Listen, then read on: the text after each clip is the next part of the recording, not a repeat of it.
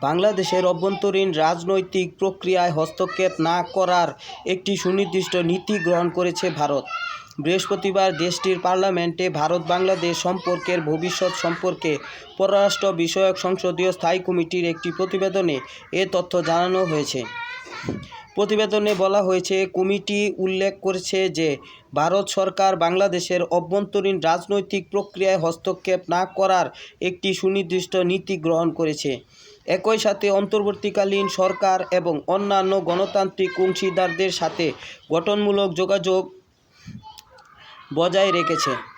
Committee আরও উল্লেখ করেছে যে 2024 সালের আগস্টে ঘটনার পর বাংলাদেশের সাথে সম্পর্কের ক্ষেত্রে ভারতের সামগ্রিক দৃষ্টিভঙ্গি অপরিবর্তিত রয়েছে।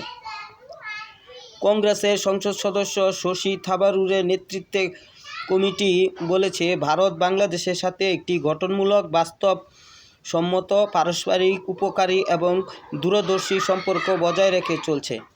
বাংলাদেশের অন্তর্বর্তীকালীন সরকারের সাথে জড়িত কৌশলগত স্বার্থের পাশাপাশি আঞ্চলিক নিরাপত্তার বিভিন্ন বিষয় নিয়েও জড়িত। কমিটি অবশ্যই বাংলাদেশের ক্ষমতাচ্যুত প্রধানমন্ত্রী শেখ হাসিনাকে দিল্লিতে আশ্রয় দেওয়াকে ভারতের সভ্যতামূলক নীতি এবং গুরুতর দুর্দশার পরিস্থিতি বা অস্তিত্বের হুমকির সম্মুখীন ব্যক্তিদের আশ্রয় দেওয়ায় মানবিক ঐতিহ্যের সাথে সঙ্গতিপূর্ণ বলে উল্লেখ করেছেন।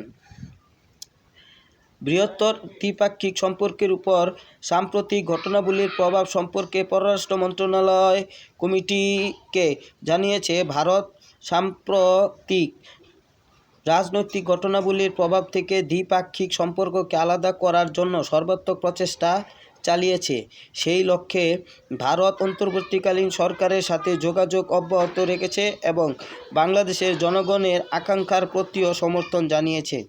আমাদের সমর্থন জানানোর সময় ভারত সরকার জোর দিয়ে বলছে যে আমাদের নীতিগুলি জনমুখী এবং কোনো নির্দিষ্ট রাজনৈতিক ব্যবস্থার লক্ষ্য নয়।